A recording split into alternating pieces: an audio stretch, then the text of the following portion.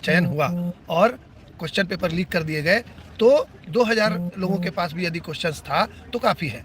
ऐसी परिस्थितियां ना आवे। आप ही लोग राज्य के भविष्य हैं, आप ही लोग देश के भविष्य हैं। आप लोग बिल्कुल इच्छा शक्ति बढ़ा रखिए और मेहनत करते रहिए, पढ़िए। हम लोग आपके सहयोग के लिए हैं। आप लोग मुझे बड़ा भाई समझते हैं।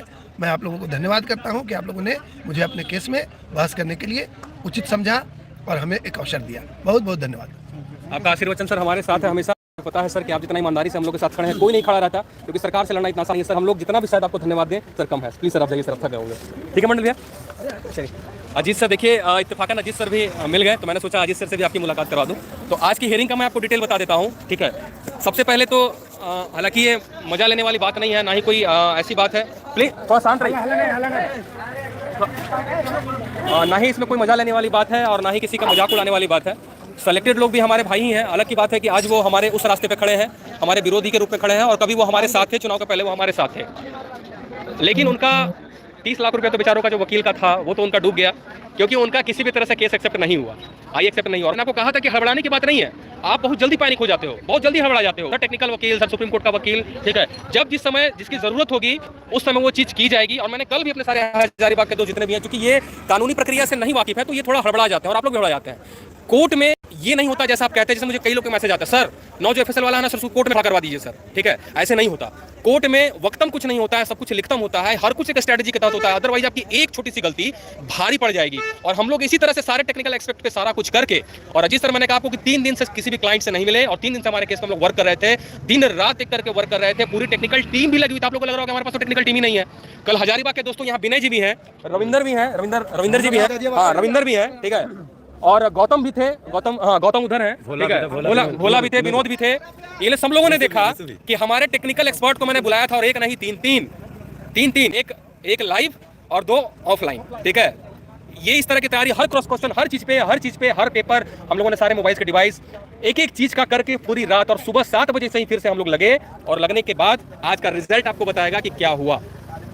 आज खुद जज साहब ने कहा कि जिस तरह से आपका इन्वेस्टिगेशन है, अगर ये नहीं हुआ तो अगला डेट में हम खुद जो है, अगला डेट शायद नहीं बोले कि हम खुद ही सीबीआई को हैंडओवर कर देंगे। पहली चीज। दूसरा चीज, हमारे ऊपर फिर से प्रश्न चिन्ह खड़ा किया गया।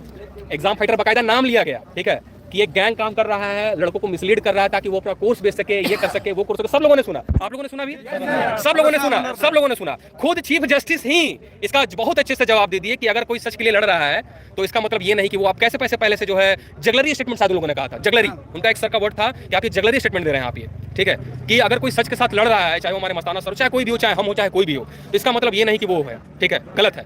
तो हर तरह से एक भी जवाब का उत्तर नहीं दे पाए वो लोग।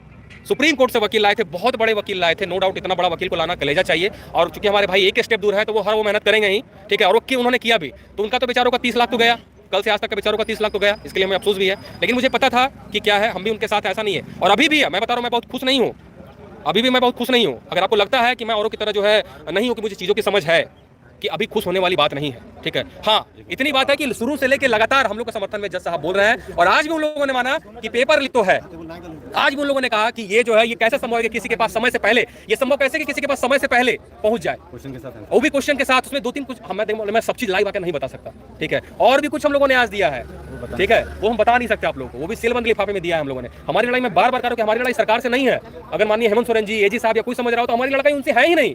हमारी लड़ाई उस सिस्टम में बैठे वैसे मकड़ियों से है, वैसे जो है दीमक से है, जो सिस्टम को चाट रहे हैं, और जो पढ़ लिख के एक लड़के जो अपने जॉब में आना चाहते हैं, गरीब लड़का, वो लोग नहीं आ पा रहे। ऐसे लोगों के लिए हमारी लड़ाई है। हमारी लड़ाई ना हमारे भाइयों से है जो हमारे अगेंस्ट है, भले वो हमें गाली दो, एक्सेप्टेबल है, गाली दे, कोई दिक्कत नहीं है, कोई दिक्कत नहीं है, ठीक है। लेकिन इन्वेस्टिगेशन, पूरी इन्वेस्टिगेशन पे सवाल खड़ा कर दिया सर ने। उन्होंने क्लियर कहा कि आज इतने दिन हो गया और इन्वेस्टिगेशन आपका वहीं का वहीं है, एक चीज पे सवाल खड़ा कर दिया, और उन्होंने स्वयं ही मान लिया कोर्ट में कि पेपर लीक है। ऐसा लग रहा है कि पेपर लीक तो है। इतना सब कुछ संयोग नहीं हो सकता कि समय से पहले क्वेश्चन बाहर हो जाना। हर तरह का अफवाह उड़ाया गया, हर तरह का दलील दिया गया अंदर कि डबल टिक नहीं हुआ है, व्हाट्सएप पे डबल टिक नहीं हुआ है, बताया गया। आप लोग सुनो ना कि डबल टिक नहीं हुआ है, इसके बावजूद भी देखिए, मतलब इतनी हिम्मत, खैर वो तो डिफेंड करेंगे, डबल टिक नहीं हुआ है, डबल टिक नहीं हुआ है। अरे भैया, कोई इतना बेवकूफ नहीं है, कोई इतना बेवकूफ नहीं है, ठीक है।